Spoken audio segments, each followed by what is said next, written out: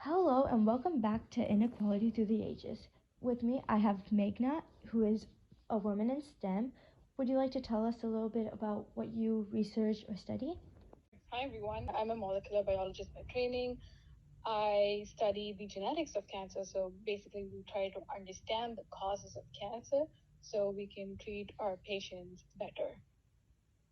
That's really interesting. So, on this podcast, we talk about racial and gender inequality for women in STEM. Have you come have you faced any racial or gender inequality, or have you seen anything in your work field? Inequalities in STEM are very common. To begin with, we have a lot of women or girls who don't get into STEM fields. So there are actually statistics that talk about the number of girls or women who graduate from STEM fields are much lower than their male counterparts. And the ratios are even more dramatically different when it comes to Black women as opposed to Asian women. And as and when you go further into STEM environments itself, there are lots of challenges that women face in terms of the standards employees hold towards them. It works both ways.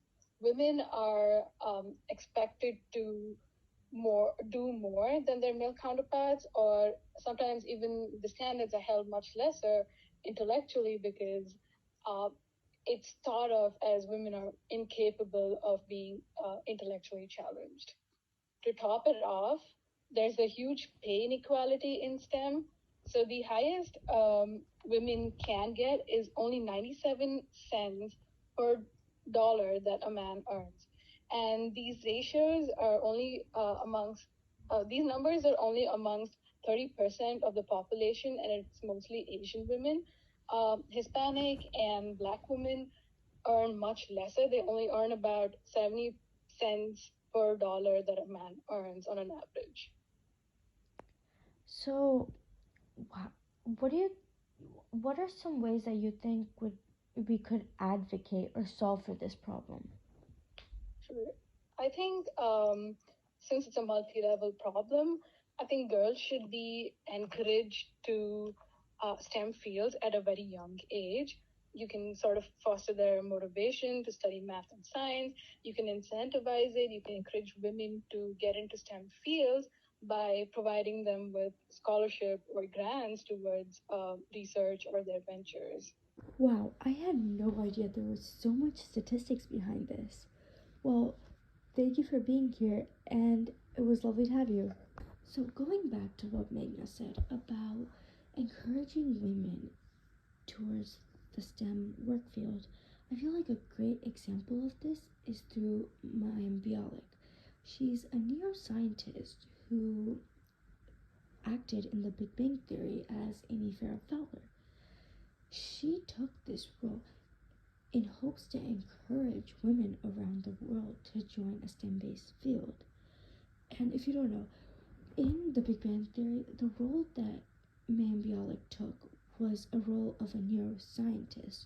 So I feel like that just brings the encouragement values to a different level, and it reaches a totally different group of people, which I believe is a really nice way of encouraging and advocating for women in STEM.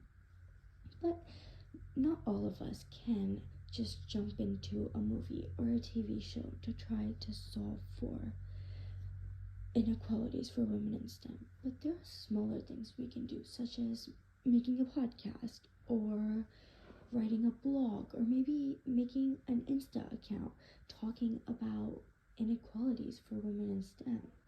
Another example of how inequality in the STEM work field can be advocated through are with books. There's this one book I really enjoyed it. It's called The Love Hypothesis.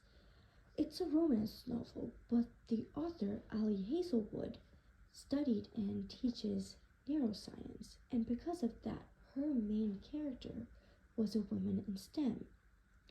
In the book, we can see in how inequality in the STEM work field plays out the main character actually attempts or wants to get a grant for her research. So she goes around contacting people trying to get her grant. And then there's this one guy who she greatly admires who tells her that, yeah, I really like your research and I'll give you your grant. And they start working together, but we later find out that he doesn't care about her research at all. He barely even looks over it. He just wants to sleep with her. And that's just awful. I mean, she did all this work and research just to have a man tell her that he doesn't care, that it's worthless and that her body matters more. It's just horrible to even think about. There's actually a quote in the book. It says, "Carry yourself with the confidence of a mediocre white man." I believe this goes to show for the effect that male dominance has in a STEM work field.